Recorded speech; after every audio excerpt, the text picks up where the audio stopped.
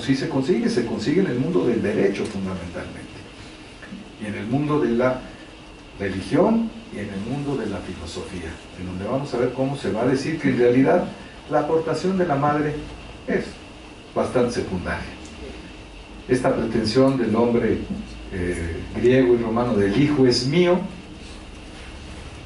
y que la mujer vaya pasando poco a poco a ocupar un papel secundario frente al hombre, como ocurría en los dioses del Olimpo. Como les decíamos, la mujer ya tiene para obtener prebendas del varón, en este caso Venus de Zeus, pues hay que hacerle la vara al varón para que apoquine o palme lo que el varón puede dar.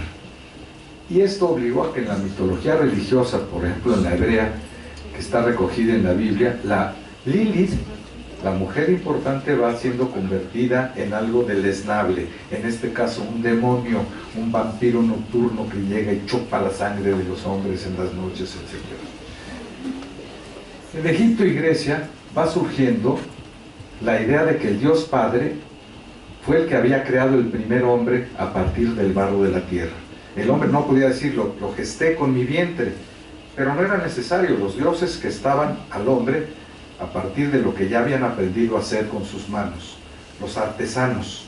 Y entonces, por eso es que el primer hombre en muchas de estas culturas surge del barro, pero del barro como el material con el que los dioses pueden crear, sin la participación de una mujer, a los nuevos hombres, como ocurre con Nemu en Egipto. Fíjense ustedes, es un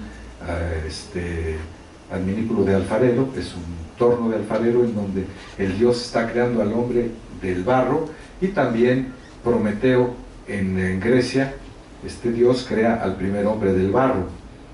Sin embargo, todavía entre los griegos se requería de la participación de una mujer para perfeccionar esta creación masculina, esta creación artesanal del hombre. Tenía que llegar todavía la diosa a echar un soplidito para que le dieran vida a lo que había creado el dios con sus manos. Pero en cambio en la mitología griega, y obviamente en la mitología hebrea y ahora judeocristiana, ya abiertamente el dios masculino crea al primer hombre del barro, pero ya no participa la mujer. Ya es una afirmación totalmente revolucionaria. El dios masculino crea a Adán de la tierra, pero ya la mujer no participa. Incluso vean ustedes, por ejemplo, en la Capilla Sixtina, cómo Miguel Ángel pinta al Dios Padre tocando con el dedo al hombre, y ahí está la creación. La mujer aparentemente no participa.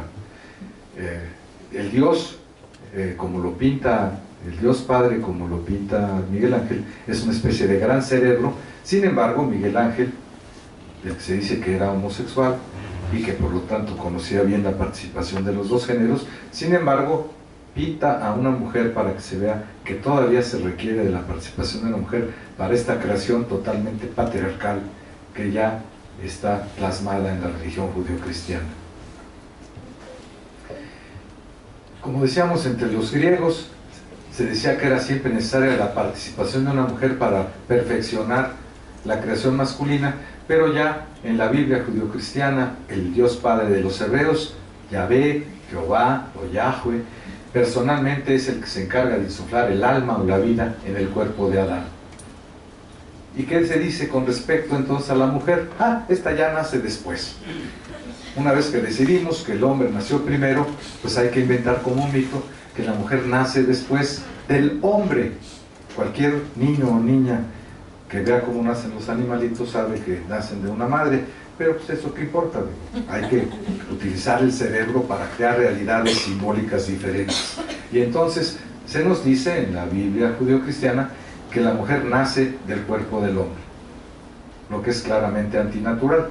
Y obviamente, pues ya encargado el ratón, hay que quitarle mérito. No nace del cerebro, como decían los griegos, ni del corazón, bueno, ni siquiera del hígado, decir un berrinche, de una miserable costilla flotante. ¿Para qué? Para que se sepa religiosamente que la mujer es un ser inferior o de inferior categoría que el hombre. Por eso se le hace nacer el Dios Padre de Abraham de la costilla de la mujer. Y así se justifica que la mujer Eva debe comportarse de manera sumisa ante el hombre, por el hecho cronológico de que el hombre nació primero. Entonces lo que nace después pues es secundario según la lógica aristotélica. Y el Dios Padre dice a la mujer, esto está en el Génesis de la Biblia: tu voluntad estará sujeta a tu marido y él mandará sobre ti. Y aléguenle. Se dice palabra de Dios. ¿Quién va a alegar un mandato de este tipo? Por eso estamos diciendo que va a costar mucho trabajo ir borrando de nuestra mente, de nuestros chips, toda esta información que vamos teniendo desde pequeños y que la vamos viendo como normal. Por ejemplo, se dice que San Pablo en una de sus epístolas escribe: las mujeres cállense en las asambleas, es decir, en la iglesia, y no les está permitido tomar la palabra, antes bien estén sumisas como dice la ley, y si quieren aprender algo, pregúntenselo a sus propios maridos en casa. San Pablo, parte de la Biblia, ¿quién le va a alegar? Es indecoroso que las mujeres hablen en las asambleas. Me decía hace unos minutos la magistrada que cuando antes de llegar a ser la primera presidenta, les preguntaba: ¿y por qué no puede llegar una presidenta? Porque no estamos preparados los hombres todavía para eso. Pues sí, no estamos preparados, traemos todo este chip de preparación de 5000 años para no verlo como normal. Entonces, pero si ustedes creen que esto es fuerte, vamos al Corán. Ahí en el Corán dice: los hombres tienen autoridad sobre las mujeres porque Dios, en este caso Alá, hizo a uno superior a la otra. Las mujeres buenas son obedientes, las malas son las desobedientes. Y dice, sigue diciendo el Corán, y deben cubrir sus partes que no deben ser vistas por los demás. Por eso se justifica que las tapen con la burka y con... porque Dios así lo ordena. Y si son desobedientes, regáñenlas y golpéenlas. Ahí está la autorización de Dios para pegarle a las mujeres si son desobedientes. Bueno, pues los libros sagrados de estas tres grandes religiones monoteístas patriarcales, la Torá, la Biblia y el Corán, plantean la existencia de un Dios único, un Dios Padre, que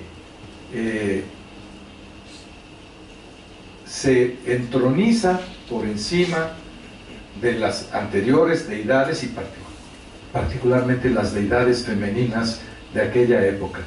Por eso se dice que Abraham fue el primero de los patriarcas bíblicos, y tanto el judaísmo, el cristianismo y el islam se les llama por eso religiones abrámicas, porque todas tienen como su base que Abraham platicó con Dios e hizo un pacto con él.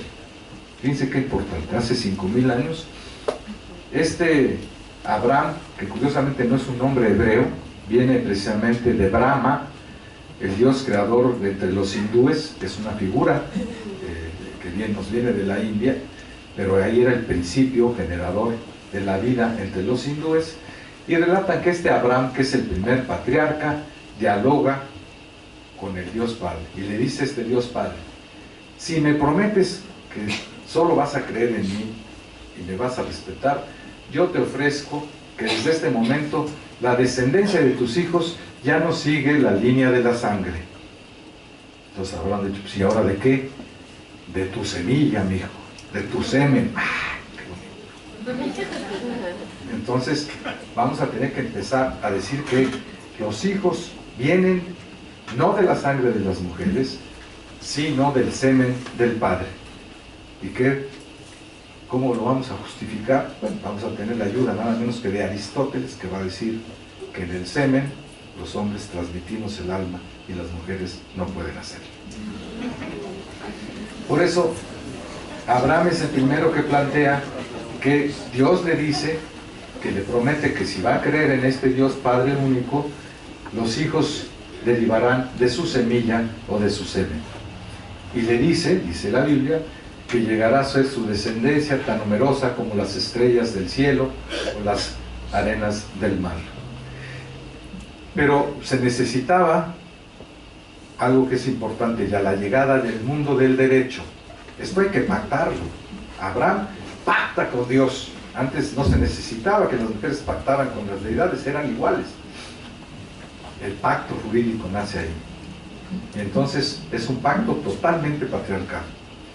Porque le dice Dios, para que me demuestres que estás pactando conmigo, quiero un poquito de tu sangre. Adiós. Y te voy a decir de dónde. Desde que nazcas te voy a cortar un pedacito del prepucio para que se selle el pacto con sangre. Hasta ahorita, pues, pobres niños judíos que les hacen esto, etcétera. Otros dicen que son muy vanidosos porque sin saber de qué tamaño van a tener el pene, permiten que les corten un pedacito. No, hay una cosa más importante todavía: la exclusión de las mujeres para poder firmar este pacto. Las mujeres no tienen plumita para firmar este pacto. Automáticamente, en el momento en que el pacto se firma con una parte o con la sangre del pene masculino, las mujeres quedaron totalmente excluidas de la posibilidad de establecer pactos con la deidad. Y así fue que el hombre, el padre, con el apoyo de la religión, tanto la griega como la hebrea, pasó a ser la figura más importante en la familia del mundo occidental. Es cuando el hombre puede decir, el hijo es mío. Recuerden ustedes, en la época romana, en la época medieval, el derecho romano decía que niño que había nacido en la casa de un patricio era suyo, aunque el señor hubiera estado 6 meses o 6 años fuera. Nació en mi casa, es mío. ¿Quién lo dice? La ley.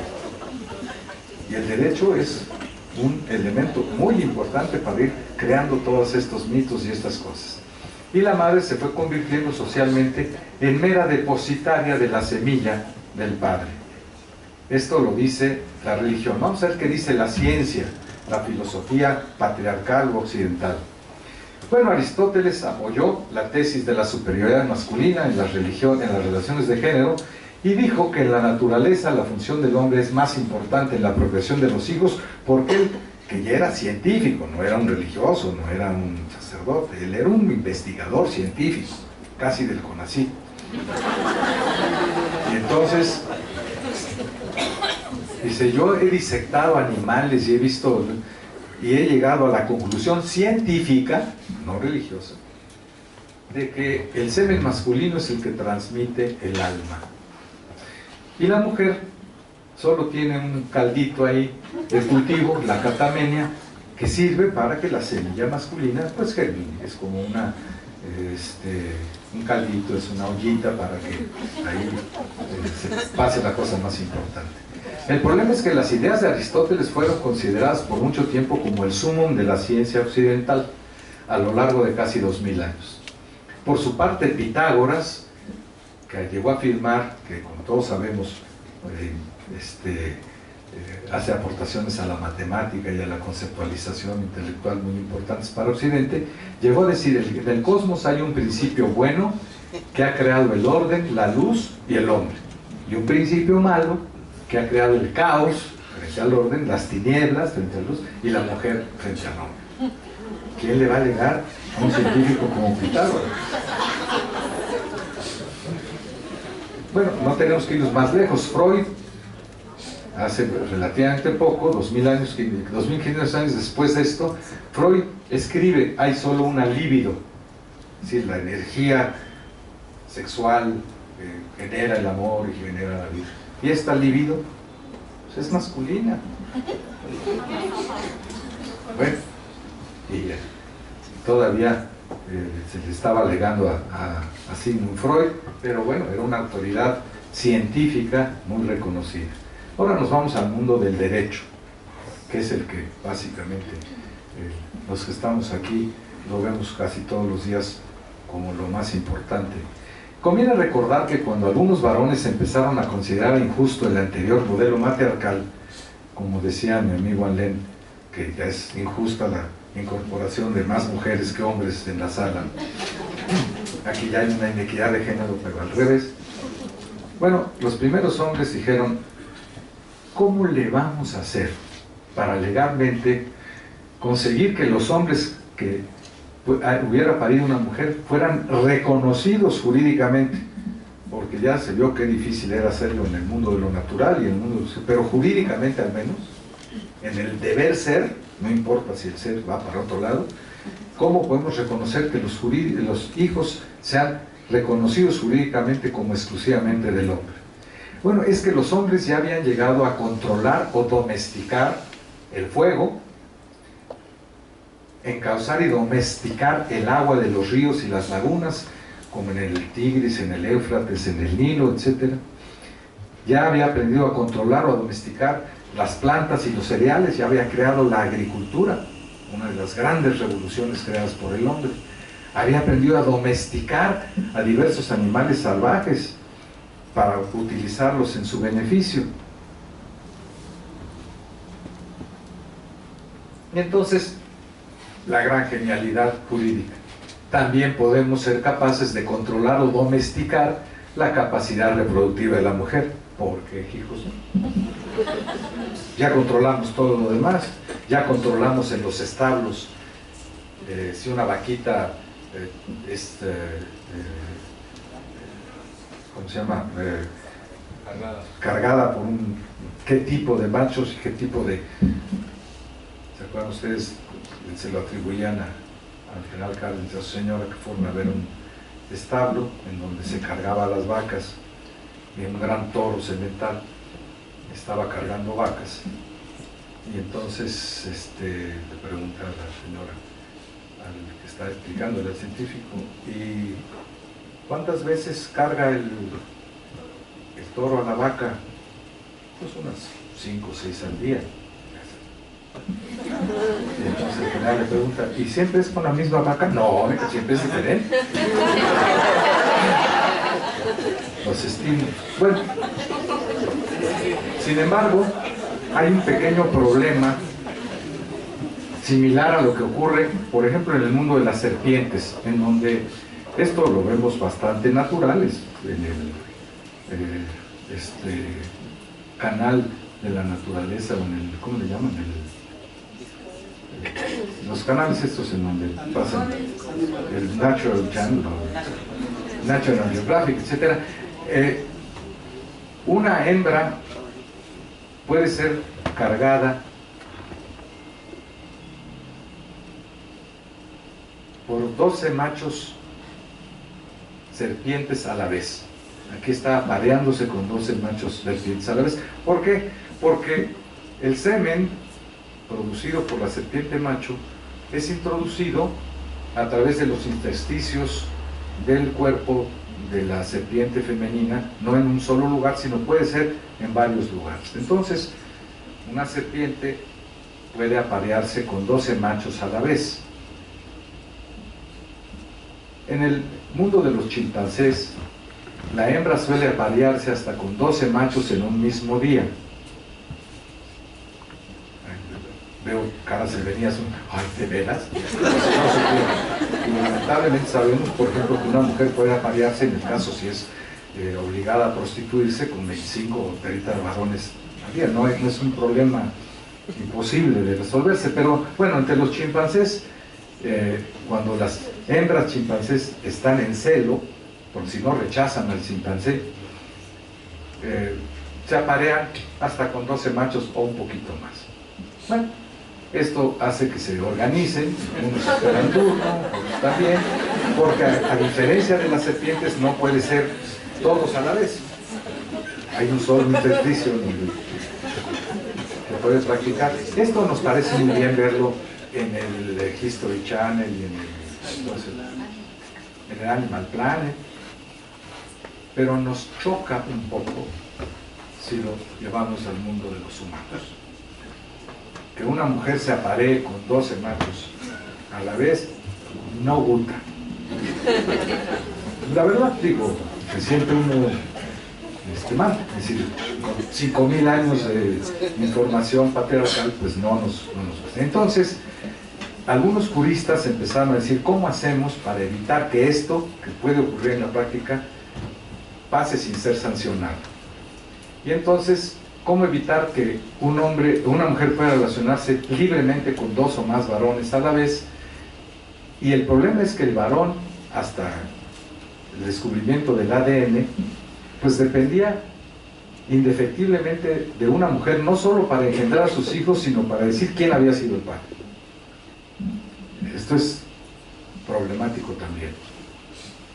porque la relación que produce esa gestación se da 9 meses antes, y en 9 meses quién sabe qué cosas pasaron. Algunos hasta ya se murieron, otros ya se cambiaron de país o de nombre.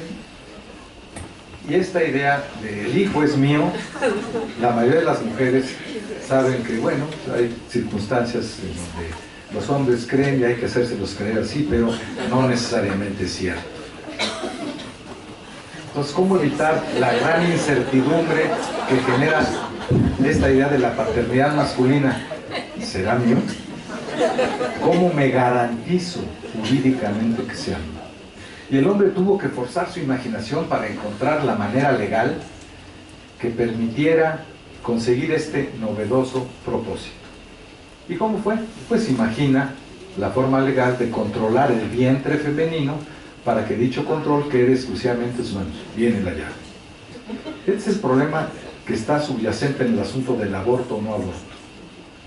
Lamentablemente, es decir, las tesis es, yo permito, yo digo a quién sí y a quién no, etcétera. Esta es una facultad que han reclamado el juez, el sacerdote, el padre, etcétera. Y entonces pasa a ser el dominio legal del domus, o señor de la casa, sobre la mujer, y las mujeres se convierten desde entonces en las domésticas o domesticadas de la casa. Las mujeres se las zafan diciendo, yo tengo 4 domésticas en mi casa que me ayudan. No, la primera doméstica es la propia esposa. Homero llamaba a la mujer en griego damar, que significa domesticada, o sea, ya sujeta al control y sumisión del hombre. Por eso, por ejemplo, Shakespeare escribe su fielecilla domada, y en el medioevo a las mujeres se les pone el control del vientre, y ya están domadas, son damas. Por eso es un poco curioso que las mujeres se sientan muy a gusto cuando llegan a un restaurante, a un hotel, y se les recibe, madame, pase por aquí, madame. Lo que se les están diciendo es mi doméstica o mi domada. Pero bueno, así se escribe la historia. Sin embargo, la implantación del nuevo modelo patriarcal requirió establecer no solo una, sino varias restricciones jurídicas. Pues ya encarregado el ratón, ya prohibiendo las relaciones sexuales, pues de una vez prohibirles más cosas, entre otras ser presidentas de los tribunales. La primera prohibición fue relacionarse sexualmente con 2 o más hombres. Esto está en una piedra que está en el Museo del Louvre, de 2300-500 años antes, la piedra de Lagash. Nosotros la conocemos después como el Código de Hammurabi en 1700, en donde también está escrito qué pasa cuando una